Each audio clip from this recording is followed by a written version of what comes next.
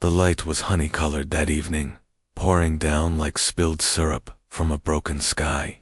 It draped the empty buildings in gold, turned rusted hinges into melted copper, and laid long, tired shadows across the ground like old men resting after a lifetime of work. He came riding into town slow, not because he meant to make an entrance, but because he had nowhere in particular to go. His horse moved like it understood, one hoof at a time, slow as molasses, and twice as heavy. There was dust on his boots, his hat, and his heart, and no dream in his eyes. He wasn't the kind you'd remember in a crowd, but if you looked long enough, you might feel something settle in your chest, like the memory of a fire long gone. Cold. The town was called Sparrow Creek, though no sparrows sang there anymore. Most folks had packed up years back when the mine dried up and the railroad bent its path elsewhere. What was left were leaning porches, cracked glass, and the stubborn kind of people who stayed not because they believed in the place, but because they had nowhere else to go. He dismounted near a watering trough, the only sound, the soft clink of tack and leather sighing. He looked up and saw them, curtains twitching, doors half closed, eyes watching. No one waved, no one smiled, but someone, somewhere, kept the light burning in a house at the edge of town. He walked the horse down the main street. His coat was dust-stained and faded, stitched more times than he could count. His beard was short, his eyes hollow, and he moved like a man who didn't want to disturb the ground too much, like he'd learned that footsteps could stir memories best left. Buried. At the general store, an old man sweeping the stoop raised his chin. "You passing through?" the man asked, more out of suspicion than curiosity. The rancher gave a nod. "Just need a place to sleep." The old man scratched his chin. "Ain't no inn left. Last one burned down 'bout 5 winters back. But there's a place house at the edge of town. Widow runs it, with her sister and a child, I think." He didn't ask questions, just nodded again, tied his horse, and walked. The boarding house was old, but clean. White lace curtains, a porch with one swing that never moved, vines crawling up the sides like memories that wouldn't let go.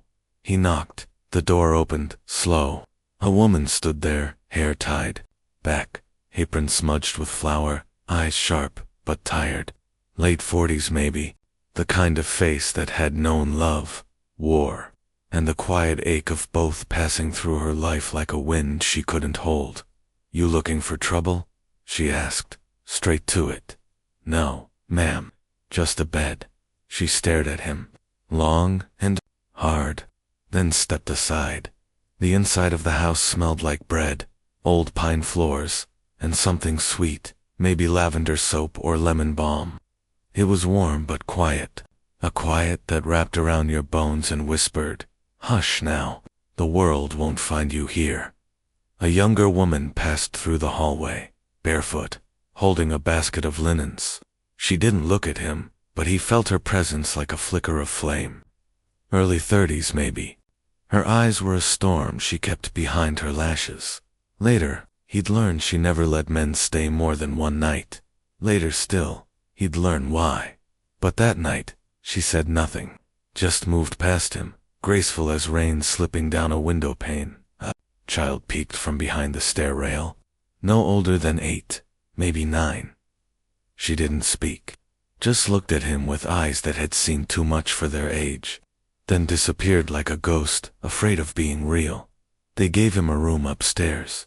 Simple, with a bed that didn't creak, and a window that opened toward the hills. "You work, you stay," the older woman said. He nodded. "You cause pain, you go." He nodded again, and that was that. The next morning, he was splitting wood before the sun crested the hills. He didn't ask what needed doing, just did what looked undone. They watched him from the kitchen window, the older woman sipping tea, the younger one kneading bread with firm, steady hands. She had sleeves rolled to the elbow and a thin scar down one forearm. Not fresh, but not forgotten either. She said later he moved like a man who'd once lost everything and decided he didn't need much anymore. The child started leaving small things near his boots, a wildflower, a pebble shaped like a heart, once a tiny paper bird folded neat and perfect. He never asked her why, just tucked them into his coat pocket like they were currency. By the end of the first week, he had a place at their table. He didn't talk much, ate slow, always looked thankful, never expectant. "Where were you before this?" the younger woman asked once. He paused, spoon halfway to his mouth. "Somewhere colder," he said. And that was the first time she smiled. The town didn't quite know what to make of him at the feed store. Folks whispered, "He's got the look of a drifter. Bet he's running from something. He'll be gone by next snowfall." But days passed, then weeks, and he didn't leave. He fixed the fence behind the boarding house, painted the barn door, repaired the swing so it creaked again, soft and low, like the voice of a memory returning. And all the while, the younger woman watched him the way you watch a storm in the distance, beautiful, dangerous, and too far away to trust. She wasn't ready. He wasn't asking her to be, and that's how it was. A man with dust on his boots, a woman with silence in her bones, a child who'd forgotten how to laugh, and a house that had once held sorrow so tight it forgot how to let joy in. Until quiet, until the slow, steady promise of someone who didn't ask to be loved, but stayed anyway. The days settled into rhythm. He rose early, before even the sun had dusted the hills in gold, and the quiet of the house would welcome him like an old friend. Sometimes he'd sit on the porch steps just to watch the morning mist rise from the earth like a ghost, forgetting why it stayed behind. He didn't speak unless he had to. But in that house, silence wasn't an absence, it was a language, and the women inside were fluent in it. The older woman, the widow, ran things like she was captain of a ship that had weathered too many storms. Stern but fair, she let him stay because he worked hard and asked for nothing more than bread, water, and a place to rest bones that had been tired too long. The child, still mute, followed him at a distance now. She never came close, but she left her signs, pebbles stacked into towers, feathers arranged like arrows, a single drawing of a man beside, a tree with the sun too big for the sky. But it was the younger woman who watched him most closely, the one with the storm behind her eyes and the weight of too many words she never dared speak aloud. She had a name, though he didn't know it yet. And maybe names didn't matter much in stories like this. What mattered was the way she carried herself, like someone who had once been soft, but learned the hard way that softness invited ruin. She moved through rooms like candlelight, never in a rush, always aware of where her warmth might spill. When they passed each other in the hallway, she didn't speak. When she handed him bread, she didn't meet his eyes. But one morning, as he lifted a heavy beam fallen across the barn door, she came and placed her hand on the wood beside his. "You'll hurt yourself," she murmured. He looked at her, and there was something unreadable in his gaze. Not stubborn, not prideful, just used to doing things alone. "I've hurt worse," he said. And that was the first time she really looked at him that night. She lay awake listening to the creak of floorboards, his footsteps, soft and steady, passing her door, not lingering, just living nearby. And that was more terrifying than any love poem ever whispered. Because when you've been left before, even footsteps can become promises you fear won't keep. She remembered the first man. He came with words like silken hands that smelled of leather and horses, promised her things, painted futures like sunsets. She'd believed him, believed she could finally put her past behind her, but he was fire. And fire always leaves ash. One day, she woke to find him gone, bed still warm, drawer half open, no note, no goodbye, just the sound of her own breath filling a space that used to hold someone else's weight. And from that morning on, she stopped believing in gentle.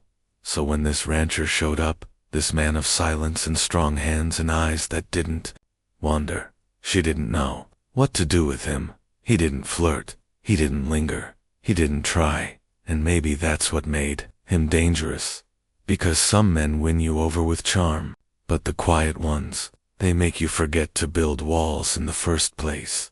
One evening, as summer slipped toward autumn, the wind shifted, cool and full of memory. He was out back, fixing the porch steps, and she came to stand beside him with 2 tin cups of coffee. "You always fix things that aren't yours?" she asked softly. He took the cup, nodding thanks. "Just want to leave things better than I found them." She studied him, the rough jaw, the scar near his brow, the way he held the cup with both hands like it might slip through if he didn't. "You don't ask questions," she said after a long moment. He looked up at her, then really looked, not just at her face, but her tiredness, her bravery, her grief. "Not my place," he said, and that was the first time she smiled for real. The kind of smile that blooms after drought, unsure but brave. Inside the house, the widow watched from the kitchen window. "She's softening," she murmured, beside her. The child drew another picture, this one of the younger woman, the rancher, and the porch swing. Everyone was smiling. The widow touched the child's shoulder gently. "He may not be like the last one," she said, but her eyes still held caution, because even good men can leave. That Sunday, townsfolk came with pies and suspicion. They noticed the rancher, now tall, quiet, with sleeves rolled to the elbows and sweat on his brow. "New hand?" a neighbor asked. "Just staying a while," the widow said, voice cool, but still. Rumors rustled like dry leaves. "He's just another drifter. He'll move on come first snow. He'll break her heart." And the younger woman heard it all, pretended she didn't care. But that night, she stood at the window long after the lamps were out, watching him sit beneath the old willow, sharpening a blade he never used. Why, she wondered, did he stay so still? And what was he waiting for? One night, she found herself outside, unable to sleep. The stars were spread like scattered salt above the prairie, and the silence was deep enough to drown in. He was sitting on the porch swing, back straight, eyes to the horizon. She didn't speak, just sat beside him. For a long time, neither said a word. Then, finally, she whispered, "Do you ever miss anyone?" He didn't turn, but his voice came slow. "Every day." That was all. And somehow, it was everything. Later, she would say it wasn't how he looked at her that made her heart stir. It was how he listened. Like her voice was a song he'd been waiting his whole life to hear. That night, the child placed a folded paper heart outside their doors, and in the quiet of her sleep, the woman dreamed of a porch that didn't creak alone. There are kinds of love that come loud, firecracker hearts, breathless longing, the kind they write songs about, and then there's the kind that moves like wind through wheat, so soft you almost miss it, until you realize everything around you has started to lean in its direction. That's the kind that grew between them. No declarations, no chasing, just a man who kept showing up, and a woman learning not to flinch when someone stayed. The rancher built her a garden box beside the porch. Didn't ask, just made it, filled it with soft earth, and laid a single trowel beside the steps, like an invitation with no pressure to accept. The younger woman stood there the next morning, barefoot and blinking at the sight. She touched the wood like it might vanish. Then, quietly, she began to plant. First herbs, rosemary, thyme, lavender, then tomatoes, wildflowers, one pale sunflower that refused to face the sun. They talked more now, not long conversations. Just little things dropped like breadcrumbs. He told her he once had a brother, lost to fever. She told him her mother used to hum while shelling peas. He shared how he used to whistle when he rode trails alone, not because he liked the sound, but because it reminded him he was still real. She said she hadn't sung in years, but used to love it, and in the stillness between their words, something warm and steady grew. One morning, as he repaired the loose shutters, She brought out lemonade and 2 chipped glasses. He looked down at her flour-dusted apron and loose braid.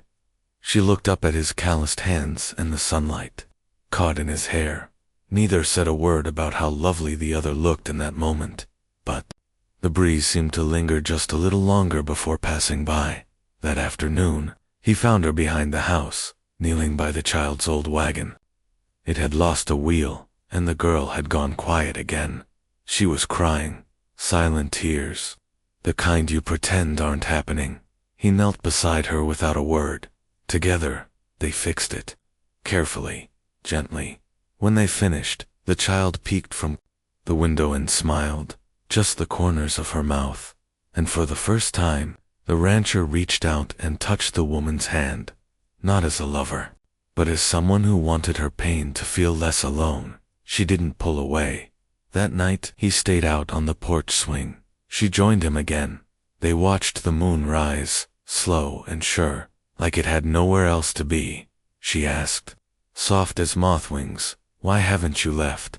He was quiet for a long time, then said, "Because this is the first place that hasn't asked me to be someone else."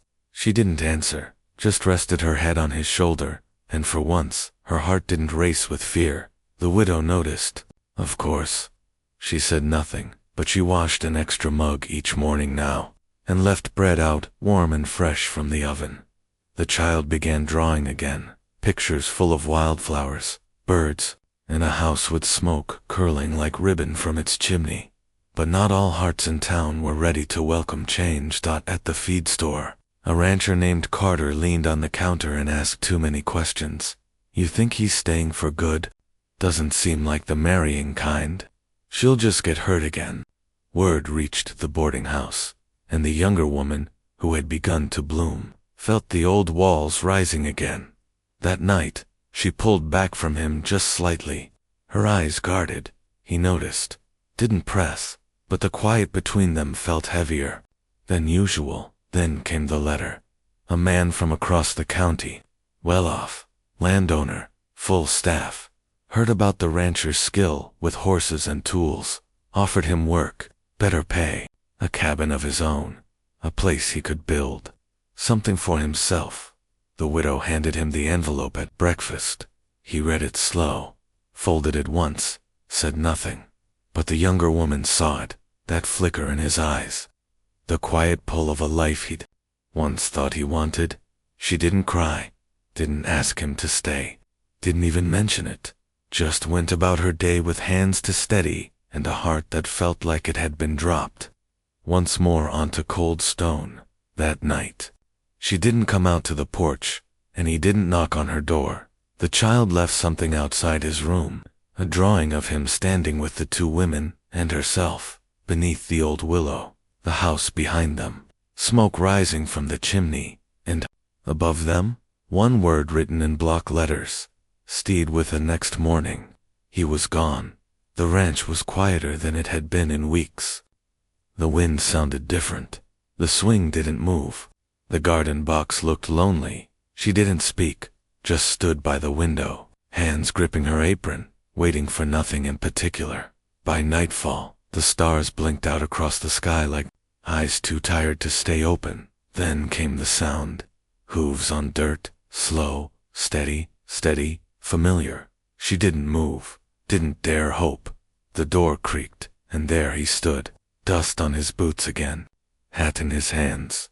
He looked at her like a man who had tried to walk away and found that he couldn't. "I read the letter again," he said quietly. She nodded, afraid her voice might crack, and I realized, I don't need a ranch to feel home. A pause. He stepped closer. I just needed a reason to stay. This time, she didn't hesitate. She walked straight to him, put her hand on his chest, right over the place where his heartbeat lived, strong, slow, steady. He covered it with his own, and just like that, without a kiss, without a vow, without a single promise spoken aloud, they were no longer alone. Autumn crept in like a hush, the kind that blankets a church after the hymn fades. The air turned crisp. The garden browned at the edges. The porch swing slowed with the changing wind, but inside the house, something warmer had taken root. There were no declarations, no spoken titles. He wasn't her man. She wasn't his woman. But he repaired the roof when it leaked. She left a second cup of coffee beside his plate, and the child began humming again when she played with her doll, a sound so soft it felt like a memory returning home. They didn't call it love, they just lived like it. One night, under a copper moon, he sat outside whittling a piece of cedar into the shape of a horse. She came and wrapped a shawl around his shoulders without a word. He looked up, surprised. "It's cold," she said, and for the first time, he reached up, took her hand, and pulled it gently to his lips. "Not anymore," he whispered. She stayed there, beside him, long after the moon had drifted behind cloud. But as sure as summer gives way to frost, the world has a way of testing what's tender. He was in town trading tools for nails, when he ran into Carter, the broad-chested rancher with too many opinions and too little warmth. "You hear McAllister's looking again," Carter said, with a sideways glance. "McAllister, the rancher who offered you land, sent word last week, wants to meet again. Said he'll double the wages." He said it loud enough for two other men to hear, loud enough for the whisper to carry. The rancher nodded once, calm/civil, non-committal. But the echo of those words rode back with him too. Sparrow Creek like a dust storm with no rain.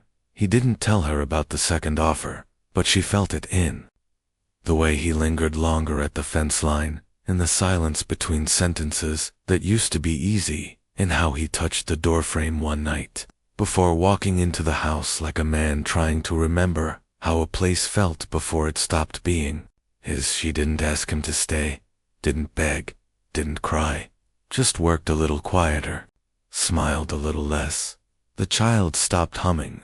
The widow noticed the shift, said nothing, but polished the spare room, just in case.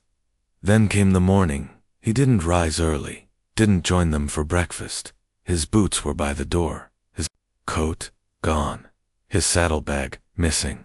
She stood at the threshold, the mug in her hand trembling just slightly. No note, no goodbye, just silence. Again, but by dusk, just as the first chill of night began to stretch its arms over the hills, a sound broke the stillness. Hooves, footsteps. The front door creaked, and there he stood, in the same boots, the same coat, dust on his shoulders, a bundle under his arm. He didn't look at anyone but her. "I walked to the edge of town," he said, voice rough with travel. "I stood at the fork, McAllister's ranch, west. You hear, eh?" Pause. I turned around. He set the bundle down on the table. Inside, 2 books for the child, a sewing kit for the widow, a roll of linen ribbon blue for her hair. "I didn't go to town to leave," he said softly. "I went to make sure I didn't want to." She stepped forward slowly, like a deer unsure of safe ground. Tears didn't fall fast. They came, like rain through cracked roofs, slow, inevitable, cleansing. She reached up, touched his cheek. "You stayed," he nodded. "I didn't know how not to." That night, they sat on the porch beneath a sky full of stars, not holding hands, but leaning shoulder to shoulder, the child curled in his lap, head on his chest. The widow stitched quietly beside them, her fingers gentle, steady. The world felt whole again. Not perfect, but whole. Weeks passed. Then winter, and when snow came, it did not feel lonely. The house was full of sound now, the scrape of chairs, the rattle of pots, the faint hum of lullabies. He built a cradle for the child's doll, taught her to ride the quiet mule. One evening, she placed her drawing in his lap, the old house, the garden, the porch swing, 3 people standing under the willow. A sun above them, brighter than any she'd ever drawn before. Beneath it, 1 word, HOM. The townsfolk talked, of course. Guess he wasn't just passing through. He fixed more than their fence, didn't he? Never thought she'd open her heart again. But she didn't care. and neither did he. Because some things don't need permission to exist. They just grow like roots under soil, deep and quiet. He never asked her to marry him. She never asked him to promise forever, but each night, when he turned the lamp low and she leaned into his chest and sighed like it was the only place she'd ever felt safe, that was enough. And if you ever pass through Sparrow Creek, you might hear the creak of a porch swing, smell bread baking through lace curtains, catch sight of a man with tired boots and soft eyes, painting a child's wagon red, and you'll know, this is where he stopped running. This is where she started healing. This is what happens in someone finalis days. Asterisk, some folks think love arrives in thunder and lightning, but maybe it comes in the quiet, in a cup set gently on a table, in boots left by the door, in a man who simply never left. So, if this tale stirred something in you, if you've ever waited for someone to stay, or found love in silence rather than noise, hit that like, tap subscribe, and share this with someone who still believes in slow love. And tell me, where are you watching from tonight? And have you ever stayed when the world told you to ride on?